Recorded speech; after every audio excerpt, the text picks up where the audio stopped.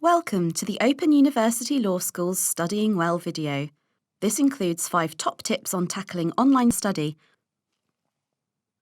Studying online gives you plenty of flexibility, allowing you to study when and where you want. However, it can also have its own challenges. Here are 5 top tips from the Open University Law School for looking after your well-being when studying online and at a distance.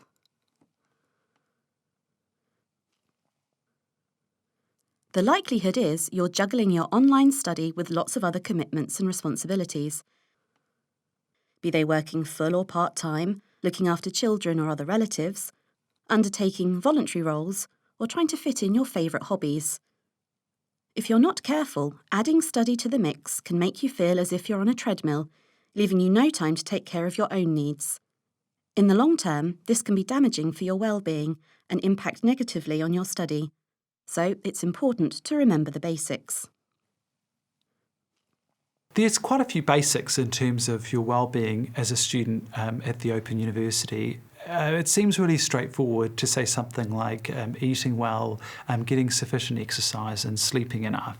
That makes a lot of sense, but I think if you're juggling family commitments, you're working full-time and you're also studying part-time, this can be really difficult to do in practice. But some of the things that I would suggest, practical tips, would focus around things like being active, because some physical exercise, some movement is going to be useful for your well-being. And this can feel like it might be in conflict with your study and your study regime, because it takes you away from the computer, from reading and from writing notes. But if you prepare some of your study notes, after you've done some of the reading, you may be able to go on like a walk with friends or family members, and they can quiz you about the content. So actually you're sort of killing 2 birds with one stone, and that you're exercising and you're doing some studying, so you might not feel so guilty about that. The other is about the quality of time that you spend with friends and family. If you're studying and you're working and you've got a lot of demands on your time, you might not have that much free time. So it's making the most of that and making that quality time. I know that people often enjoy watching TV, and in the UK, an average adult spends around 4 hours a day watching television. But this isn't necessarily quality time that you are going to spend with your friends and family. So if you haven't got that much time, maybe one of the best ways of connecting is to switch the TV off. And finally, it's about, I think, being mindful and noticing things that bring you joy, but also noticing changes in the seasons. When you are outside, taking a deep breath of fresh air, you've got to try and make as much of the time that you have got away from your study and from work as meaningful as possible.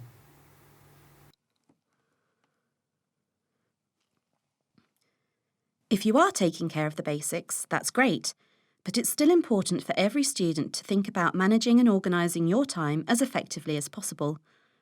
It can be tempting to leave things until the last minute, and some students will even argue they work better like that.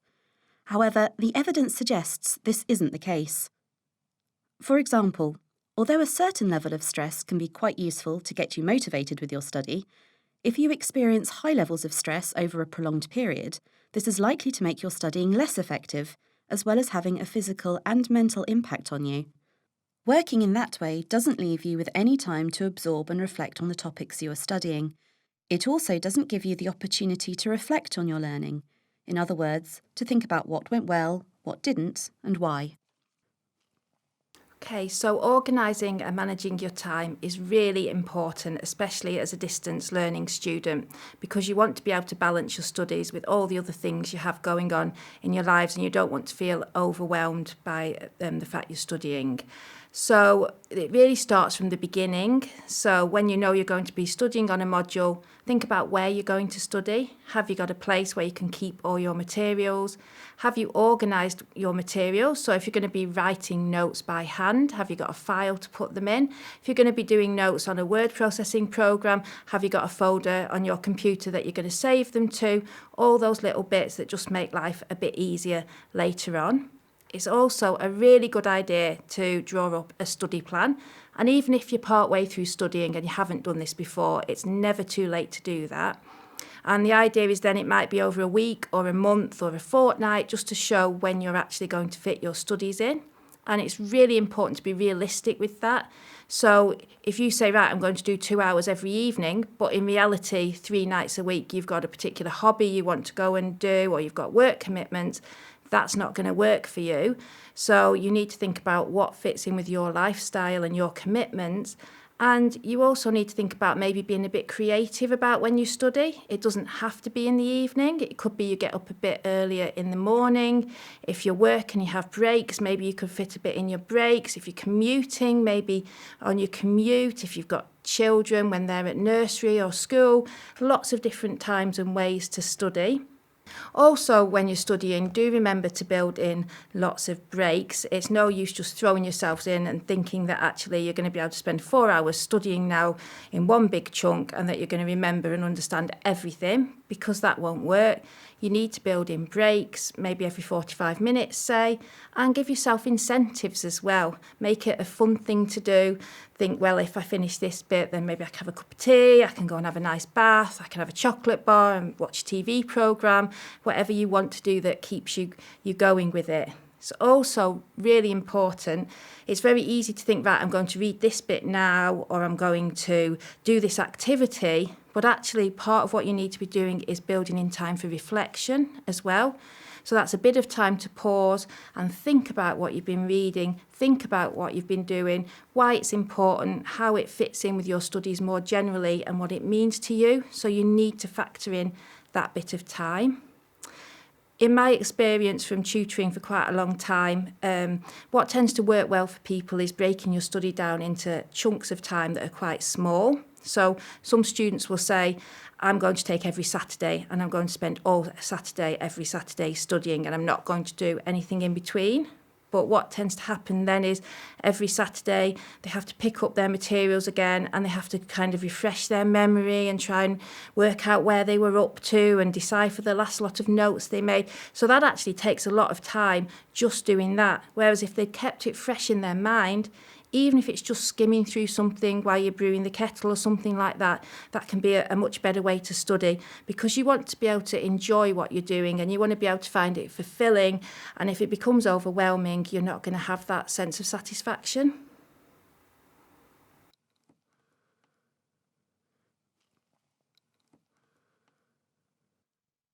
Studying online usually means getting to grips with the technology involved. Some, or even all of this, may be entirely new to you.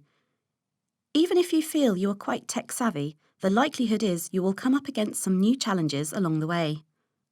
You also need to think about the impact on your well-being of spending long periods of time staring at a screen. There are 3 ways in which I think studying online can have a real impact on students, especially open university students.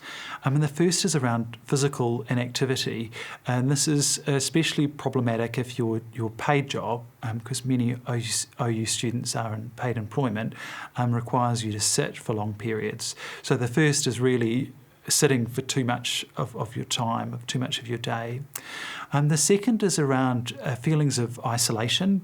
I think when you're studying at a conventional university, you'll have the peers, your fellow students that are sitting alongside you in tutorials. They're coming to the lectures with you, and so there's a lot more social interaction as a result of that. A lot of the work that OU students do is more isolating in that it's asynchronous, it's happening at a time that then works best for you, but it means that you're not having that same sense of connection. And one way in which I think people can combat that is by really sort of seeking out the connections that they can have, most of these being online with fellow students through Facebook groups, through the Student Association. You may not be especially satisfied with the discussions that you're having within a tutor group or a tutor group forum, but you can reach out and connect with other students. Sometimes it might be just 1 or 2 students who you really hit it off with, and that makes a really big difference.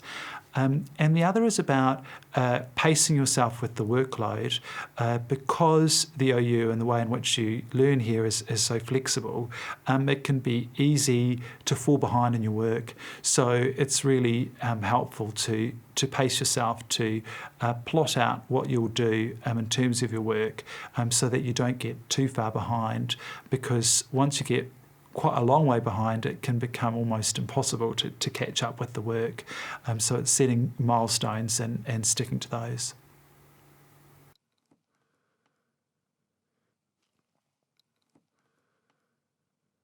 Studying when and where you want has huge benefits, but sometimes it can make you start to feel isolated.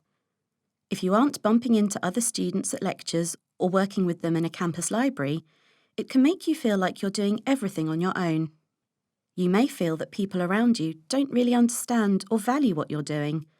Even if they do, they may still not fully appreciate the demands and challenges involved. It's important to remember that you can still build a sense of community in the online environment.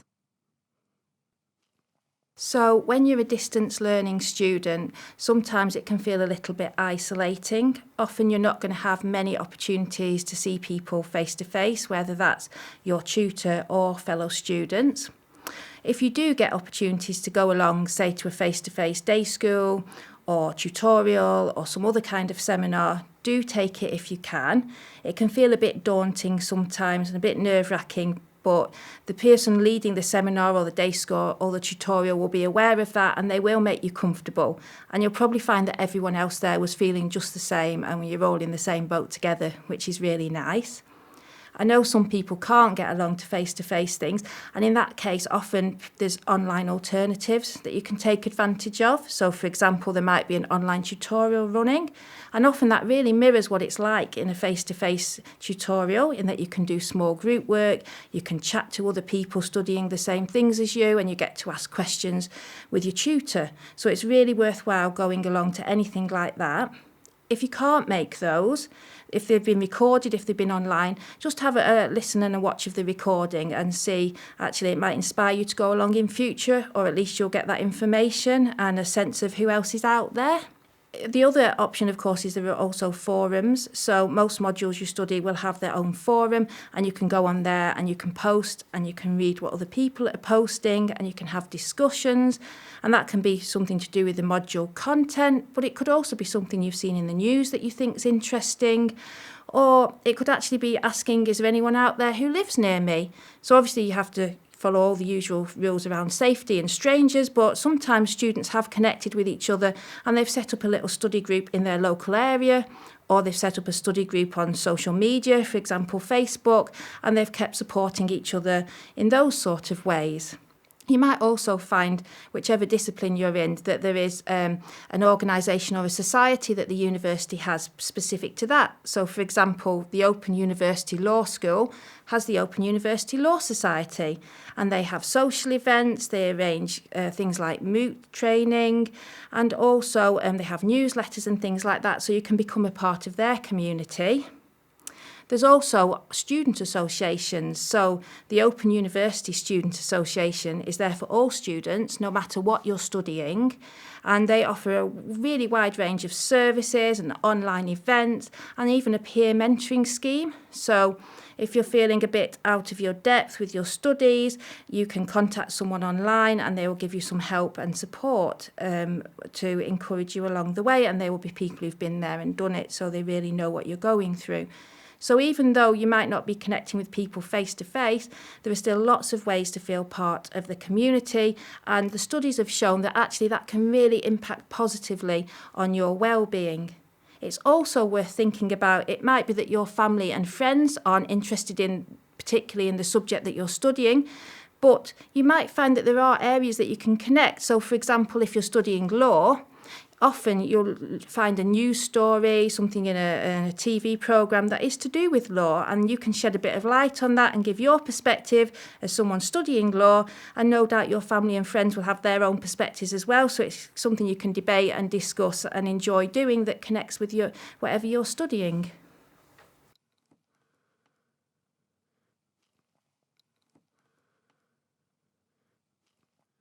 The term resilience is about the way you cope with and adapt to changes.